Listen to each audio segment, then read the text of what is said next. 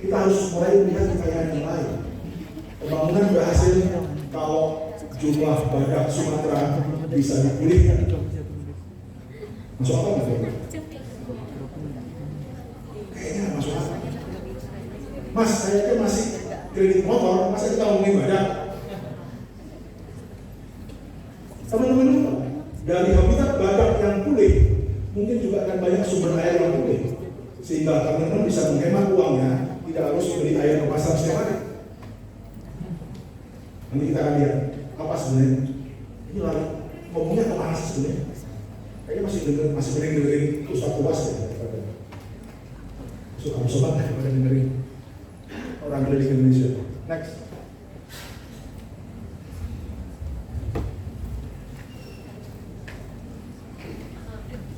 Kita yang sudah hidup di zaman modern, kita hampir tidak punya ikatan lagi dengan tadi sumber mata air, dengan pohon, bahkan dalam derajat tertentu semua instrumentasi itu ditinggalkan setelah masuknya agama baru. Padahal dalam agama yang baru pun sebenarnya banyak nilai-nilai tentang kearifan alam dan sebagainya. Tapi secara umum, sejak perpindahan sistem kepercayaan, kita seperti terlepas dari ekosistem kita sebagai manusia yang tinggal dalam konteks biosfer tertentu, dalam lingkungan tertentu.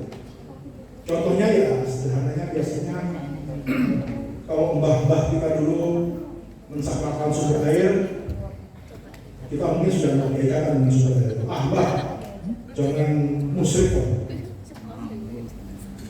Pohon dan sumber air itu kan cuma benar, ada yang dikatakan. Anda betul. Tapi Anda berhenti pada kepercayaan itu. Kepercayaan bahwa pohon dan air tidak perlu disucikan atau disakralkan karena mereka adalah ciptaan juga. Itu konsep itu berhenti sampai sini. Tapi tidak dilanjutkan lagi. Terus sebagai ciptaan, bagaimana caranya supaya dia tetap bisa memberikan manfaat pada kita? Itu nggak berlanjut. Beda dengan mbah tadi. Walaupun secara konsepsi berbeda dengan Anda, dia menganggap ini harus dihormati. Kadang-kadang di hari tertentu dikasih bunga, di hari tertentu dikasih sajen. Tapi itu cara dia untuk membuat pohon itu tetap menghasilkan oksigen dan airnya tetap bisa diminum tanpa harus beli dari daun atau dari mineral. Sementara Anda dengan sistem yang berbeda gagal mengembangkan teologinya sampai kepada bagaimana cara air dan pohon ini dirawat supaya kita tidak terus-terusan jadi konsumennya aqua. Jadi mungkin itu yang perlu reinventing, inovasi dalam pemikiran, inovasi dalam teologi. Yang kita punya 6 agama besar ini, rata-rata menurut saya gagal mengembangkan inovasi teologis sampai kepada kehidupan real mendukung kualitas hidup kita semua. Jadi urusan agama menjadi seperti urusan transenden yang orientasinya hidup setelah mati, bukan bagaimana memperbaiki kualitas mumpung kita masih hidup. Disitulah kemudian kekosongan besar narasi ini menjadikan alam kita lama-lama sudah habis. Jadi sistem kepercayaan yang lama dianggap kuno, musyrik atau tohut, sistem kepercayaan yang baru tidak bisa mengkoneksikan dengan di tengah yang kosong ini masuklah kapitalisme. Gunung dihabisi, laut dihabisi. Tersisa bahwa Anda tinggal untuk beli air, untuk minum air saja harus beli, untuk makan protein saja nggak pernah lepas dari ayam geprek dan pecel ini. Tapi punya uang. Tapi nanti kita akan lihat sampai pada suatu titik bagaimana kita mendefinisikan uang ini. Kalau kita breakdown uang kita, pada akhirnya uang ini hanya lewat ke tubuh kita sekedar bisa hidup, tapi bukan hidup yang berkualitas. Uang cuma lewat. Nanti kita bandingkan bagaimana mereka yang gagasannya tidak hanya berakhir pada uang, tetapi juga ada yang lebih jauh. Sehingga kita bisa paham kenapa orang-orang menolak mendapatkan ganti rugi besar dari sebuah proyek pemerintah seperti di Rempang, atau di Wadas, atau di Kendeng, atau di Teluk Benua di Bali. sesuatu yang sudah mereka miliki dan jauh lebih berharga. Next. Kita akan lihat.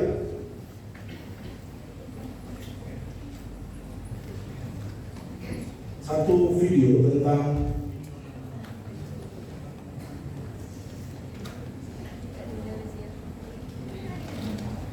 bagaimana keberagaman bisa menumbuhkan ekonomi.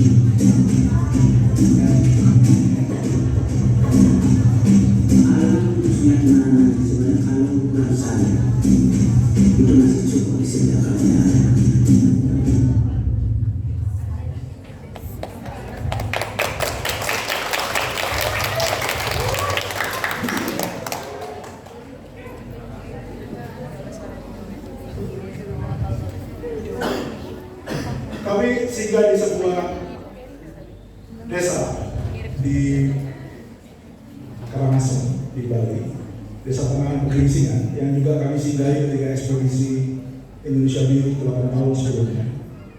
Dan kami masih terpukau. Itu desa tanahnya tidak pernah berkurang, mungkin sekitar 617 hektar dan tidak pernah berkurang. Mereka selalu menolak kalau ada investor pariwisata datang mau bikin resort, bikin hotel, mereka selalu tolak. Alasan mereka sederhana. Kalau nanti banyak bangunan, terus kami ngononnya di mana? Ngonon itu mencari, meramban. Karena mereka punya konsep sayuran yang isinya seperti konsepnya Chinese food, capcay.